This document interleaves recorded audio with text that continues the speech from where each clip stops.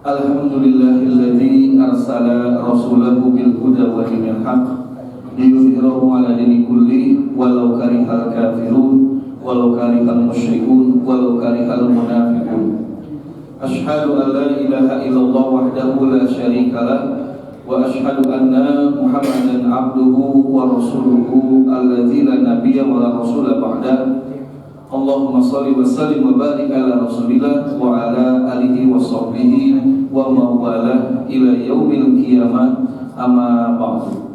Qala Allah Ta'ala fi kitabihil karim wa huwa asdaqul qailin, a'udzu billahi minasy syaithanir rajim.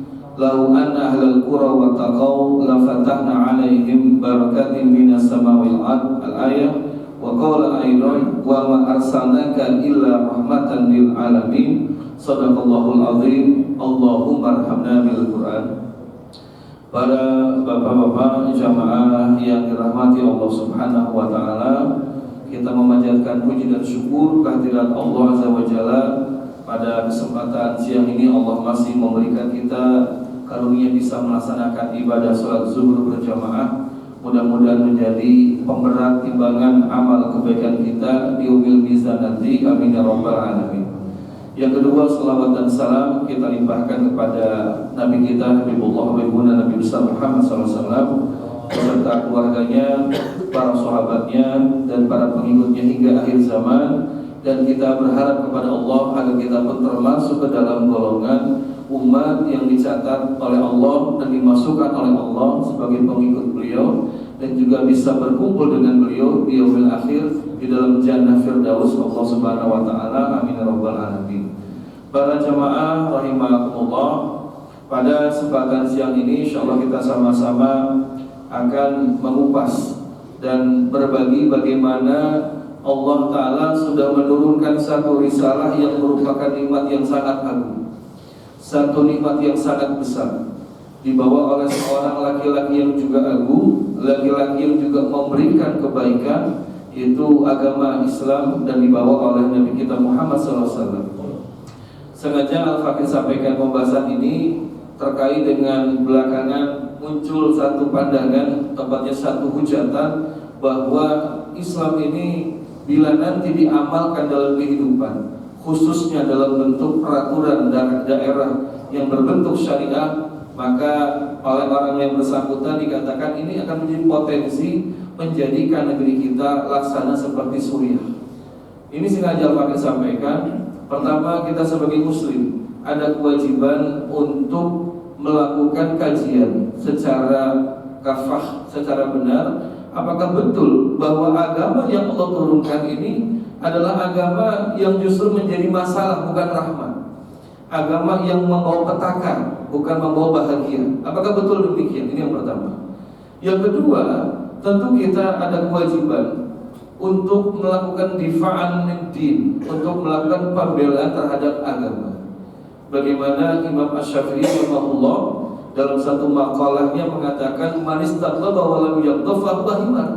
Siapa yang dibuat marah tapi kemudian tidak marah, maka dia laksana himar, seperti seekor keledai yang tidak marah ketika pada perkara yang seharusnya dia marah. Tapi kemudian juga beliau mengatakan, wa man istaqlaba wa lam yaghdab fa huwa syaitan. Tapi siapa yang diminta ridhonya dalam perkara yang harusnya dia ridho tapi tidak juga ridho, maka dia adalah syaitan. Nah, kita jangan sampai ada dalam dua golongan seperti itu.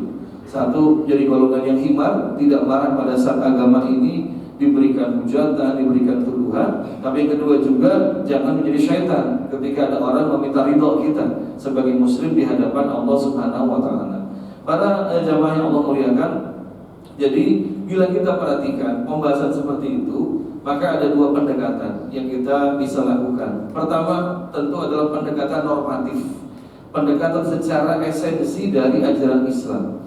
Apakah betul dalam kandungan Islam, apakah dalam Al-Quran ataukah dalam sunnah Nabi kita Muhammad SAW, ataupun dalam ijma' para sahabat, ataupun pendapat para ulama, ada pendapat-pendapat atau malah mungkin ada ayat-ayat yang memang memprovokasi umat Islam untuk selalu menimbulkan masalah dalam kehidupan. Ini yang ingin kita bahas. Yang pertama, bahwasanya dalam satu hadis sahih Imam Bukhari, Allah Subhanahu wa taala berfirman bahwa pada saat Allah menciptakan alam semesta dan menciptakan semua makhluknya, maka kemudian Allah memberikan satu keputusan, memberikan satu ketetapan dengan firman-Nya, inna rahmati sabaqat ghadabi. Sesungguhnya rahmatku, rahmat Allah Subhanahu wa taala itu mendahului atau mengalahkan amarahku, mengalahkan kemurkaan. Nah, kita bisa melihat bagaimana Allah memiliki sifat rahmat dan rahim. Itulah kita diajarkan oleh agama untuk memulai sesuatu amalan dengan mengucapkan lafaz basmalah, karena kita mengharapkan dari sifat kasih sayang Allah Subhanahu wa taala, maka Allah berkenan kemudian memberikan berbagai macam kemudahan dalam hidup kita. Kemudian yang kedua, dalam hadis yang sahih juga Nabi SAW menyebutkan bahwa Allah adalah zat yang punya sifat rahmat yang sangat luas. Allah berfirman dalam hadis ini, innallaha khalaqa rahmah yauma khalaqaha mi'ata rahmatin. Sesungguhnya Allah menciptakan rahmat pada saat Dia menciptakannya itu dalam 100 macam rahmat. Famsaka indahu tis'an wa tis'ina rahmatan. Kemudian dari 100 rahmat itu yang 99 ini Allah tahan, Allah simpan di mana? Nanti untuk diberikan pada hamba-hambanya di dalam jannah, di dalam surga Allah Subhanahu wa taala. Jadi surga itu adalah lautan rahmat Allah yang jumlahnya adalah 99. Nah, yang satu rahmat ini kemudian Allah sebutkan wa rahmatun wa arsala fi khalqihi kullihim rahmatan wahidah. Lalu dari 99 itu, dari 100 itu, yang 99 Allah tahan untuk nanti diberikan di yaumul akhir di dalam jannahnya. Yang satu rahmat ini Allah tebarkan ke seluruh makhluk yang ada di alam semesta ini. Jadi kalau pada kehidupan kita mendapatkan kasih sayang dari orang tua kita, dari ibu kita, bahkan sampai dalam hadis lain dengan lafaz yang sama Nabi menyebutkan karena saking besarnya satu rahmat yang Allah tebarkan ke seluruh makhluk itu, maka sampai-sampai seekor induk kuda itu tidak akan menginjak anaknya. Karena ada satu rahmat yang ditebarkan untuk sekian ribu, malah mungkin miliar makhluk yang ada di alam semesta ini. Nah, semua yang kita rasakan dalam bentuk kemudahan hidup, dalam bentuk kasih sayang, apakah dari orang tua, dari saudara, karib kerabat, tetangga, rekan kerja, juga dari kemudahan hidup yang Allah berikan, turunnya hujan misalnya, lalu rezeki yang berlimpah, itu semua karena satu rahmat yang Allah bagikan untuk seluruh makhluk yang ada di alam semesta ini. Nah, para jamaah, dari penjelasan yang disebutkan oleh Allah dalam hadis qudsi, juga dalam hadis sahih yang Nabi sampaikan itu, maka sebetulnya kita bisa melihat bahwa Allah ini bukan zat yang maha kejam, bukan zat yang maha zalim. Allah hanya punya satu sifat dalam Asmaul Husna itu yang menunjukkan sifat penghukum, yaitu Al-Muntaqim. Allah punya sifat Al-Muntaqim, artinya maha menghukum, maha membalas. Tapi 99 lainnya itu menunjukkan sifat-sifat keagungan, keselamatan, dan keberkahmatan, dan juga kebaikan Allah Subhanahu wa taala. Dalam sifat kebaikan Allah punya Ar-Rahman wa Rahim. Kemudian dalam sifat pemaaf Allah punya nama At-Tawwab, Maha penerima taubat. Allah punya nama Al-Afu, Maha memberi ampunan. Allah punya nama Al-Ghaffar wal Ghafur. Dalam masalah menghadapi kesalahan atau dosa yang dihadapi oleh hamba-hambanya, kita kaum muslimin, maka Allah memiliki sifat, 4 sifat yang sangat luar biasa, yang menunjukkan bahwasanya Allah bukan zat yang kejam, bukan zat yang zalim, yang sedang menyiksa, yang menghabisi semua makhluk-makhluknya. Dalam Quran surat At-Taubah, para jamaah yang Allah muliakan, Allah ini menahan azab, menahan bencana yang bisa saja diakibatkan pada kita hanya karena apa? Hanya karena banyaknya orang-orang yang masih melantunkan kalimat istighfar.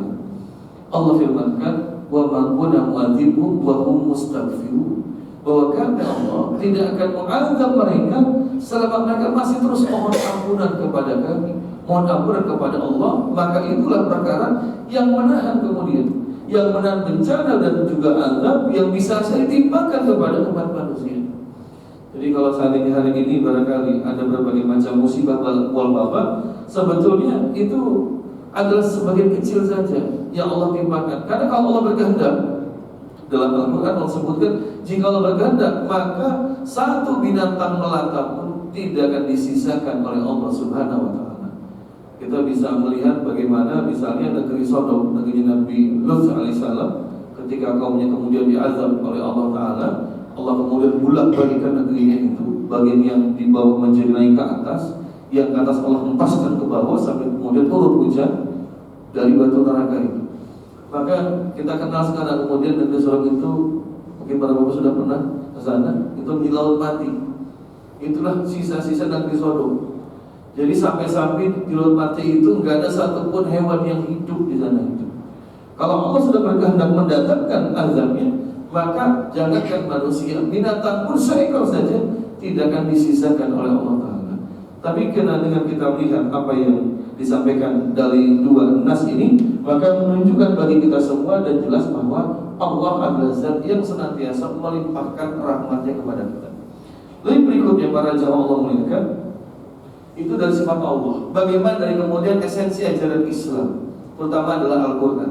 Bila kita lihat di dalam Al-Quran, Allah Subhanahu wa Ta'ala menurunkan firman dengan menyebutkan ma anzalna 'alaikal qur'ana litashqa. Maka kami tidak menurunkan Al-Quran ini litashqa, untuk membuatmu menjadi susah. Tidak ada satu pun perintah Allah, tidak ada satu pun larangan Allah Subhanahu wa Ta'ala yang itu menyusahkan umat manusia. Inilah karakter dari Al-Quran dan karakter dari hukum-hukum Islam yang diturunkan oleh Allah Subhanahu wa Ta'ala. Kita bisa juga lihat di dalam ayat yang lain, Allah Ta'ala dengan tegas mengatakan, innallaha yuridu bikumul yusra wa la yuridu bikumul usra.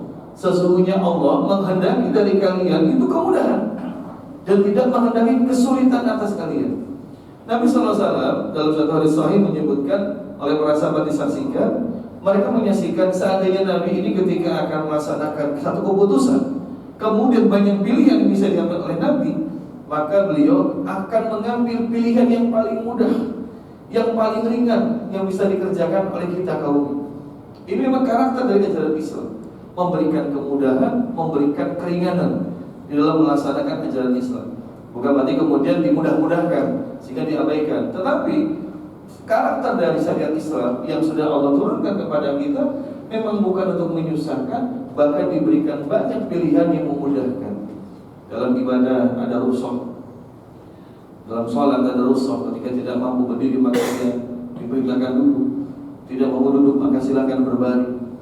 Bahkan bisa dengan isyarat ketika sudah tidak mampu sama sekali. Ketika puasa Ramadan Allah berikan rukhsah juga. Yang dalam keadaan safar maka Allah berikan keringanan. Bila berat dengan safarnya maka Allah izinkan untuk iftar. Yang sedang sakit apalagi yang sudah tidak mampu sama sekali mengerjakan ibadah sahur, maka Allah hilangkan, Allah cabut dari mereka karena kewajiban melaksanakan ibadah sahur, sebabkan karena mereka sudah tidak sanggup lagi melaksanakan ibadah sahur. Nah para jamaah rahimahullah, jadi menghadapi apa yang disampaikan dituduhkan belakangan ini, bahwasanya kalau ada bermunculan nanti perda-perda syariah atau pendukung Islam, maka ini akan menimbulkan konflik seperti Timur Tengah. Secara esensi, secara normatif ajaran Islam itu sama sekali tidak ada satupun ajaran Islam yang memang berpotensi atau jelas-jelas akan memberikan kesulitan, memberikan kerugian, apalagi menimpakan kemudorotan bagi umat manusia. Ditambah lagi Allah Ta'ala dengan juga jelas berfirman, wa ma arsalnaka illa rahmatan lil alamin. Maka kami tidak mendatangkan, tidak mengutus kamu ya Muhammad, melainkan sebagai rahmat bagi semesta alam. Imam Tabari dalam tafsirnya ini menjelaskan, ketika Allah Ta'ala berfirman wa ma arsalnaka illa rahmatan lil alamin, dan tidaklah kami mengutus kamu ya Muhammad melainkan sebagai rahmatan, rahmat bagi semesta alam, maka Imam Tabari memberikan tafsir. Pertama, man amana billahi wal yawmil akhir kutiba lahu rahmat fid dunya wal akhirah. Dia mengatakan, siapa yang beriman kepada Allah dan hari akhir, maka kutiba lahu, akan diputuskan dia akan mendapatkan rahmat fid dunya wal akhirah. Siapa itu kaum mukminin.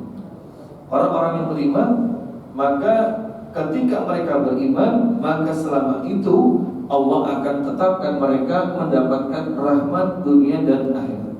Di dunia Allah akan berikan banyak kelapangan rezeki. Di dunia Allah berikan taufik wal hidayah. Di dunia Allah mudahkan beramal soleh. Kemudian di dunia Allah berikan ampunan. Di dunia Allah berikan juga pemaafan atas segala kesalahan. Malah berbagai macam kesalahan yang Allah tidak akan hisab mereka. Itu karena lupa, karena tidak sengaja. Allah tidak akan azab mereka karena seperti itu.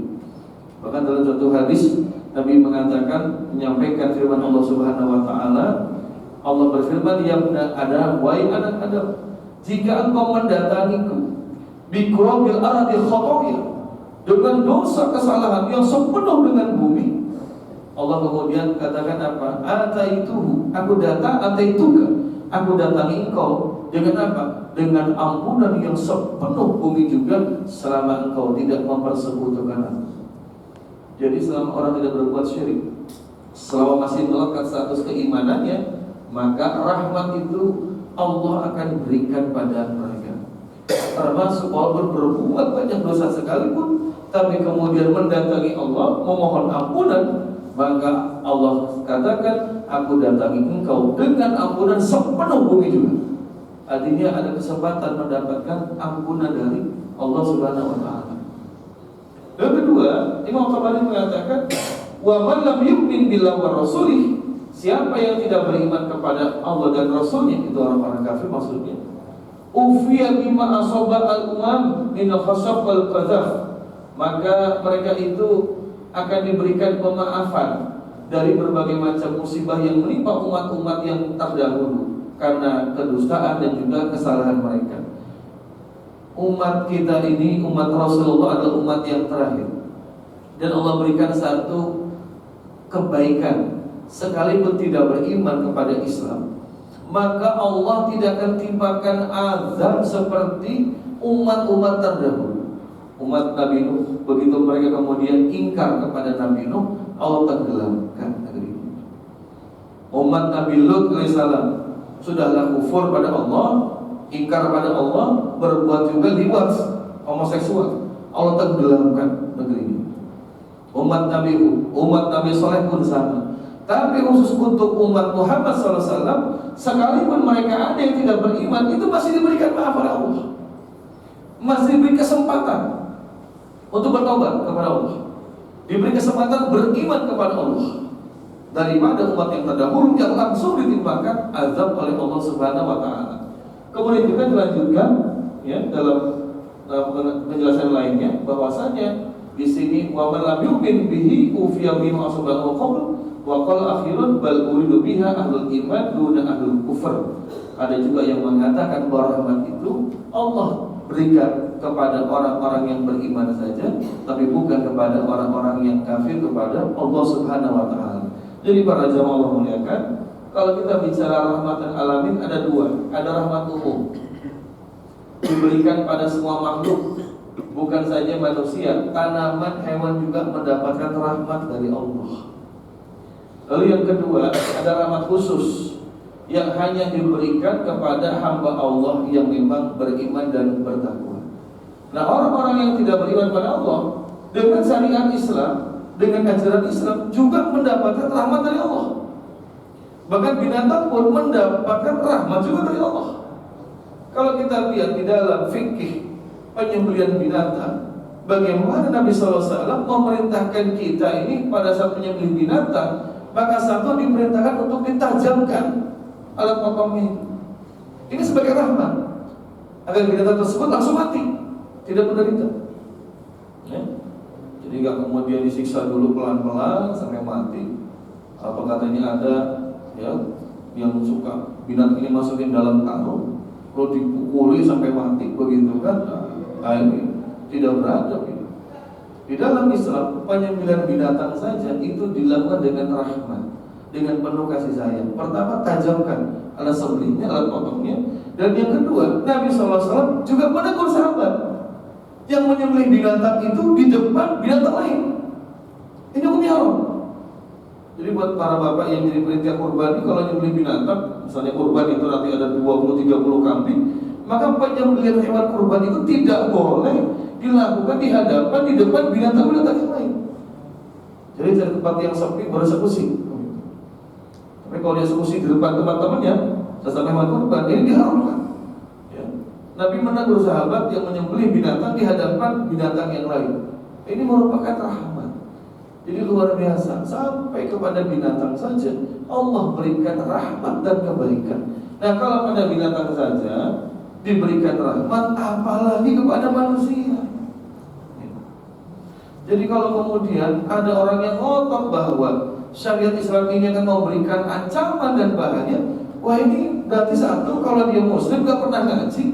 Yang kedua, kalau dia bukan muslim, nah kita anggap wajar. Walaupun juga kurang ajar. Kenapa? Dia nggak tahu tapi kemudian komentar begitu. Bagi kita kaum muslimin, ini sudah jelas bagaimana Allah Subhanahu wa taala secara ajaran di dalam Islam ini memberikan risalah-risalah yang menunjukkan rahmat, kasih sayang kepada hamba-hambanya, bahkan kepada semua makhluk. Ada tuntunan untuk berkasih sayang. Nabi SAW bercerita ada seorang perempuan yang diazab oleh Allah dalam neraka karena dia mengurung seekor kucing sampai mati. Jadi kalau para bapak ini punya hewan peliharaan, punya burung begitu kan lain, punya lima cucok rawo segala macam begitu kan, ini wajib diberikan makanan sebaik-baiknya. Karena kalau enggak itu dosa. Kalau punya kucing juga sama, ini berikan makanan gitu kan. Punya ikan sama. Karena Nabi cerita ada wanita yang diazab oleh Allah di neraka karena dia mengurung seekor kucing sampai mati kelaparan itu. Nah, kalau pada binatang saja diberikan rahmat, apalagi kepada manusia seperti ini. Para jamaah yang dirahmati Allah Subhanahu wa taala, biasanya seringkali yang dijadikan sebagai kemudian hujatan terhadap ajaran Islam itu dalam masalah perang, ya, jihad fisabilillah. Di gedung kehakiman di Amerika itu, kalau para bapak jalan-jalan di sana, itu ada ornamennya. Itu yang mereka buat itu katanya adalah gambaran Nabi Muhammad. Jadi satu megang buku itu Quran, satu megang pedang begitu, ya. Tapi ketika dikonfirmasi maksud pedang itu apa? Apa umat Islam itu agama yang ditegakkan dengan kekerasan? Dijelaskan oleh anggota Kongres bahwa pedang itu adalah tanda maksudnya penegakan hukum. Jadi orang Amerika saja itu di gedung kehakimannya itu membuat patung Rasulullah, reliefnya itu pedang, maksudnya bukan kekerasan, tapi penegakan hukum. Karena mereka itu dengan memajang relief Rasulullah di sana, itu mereka secara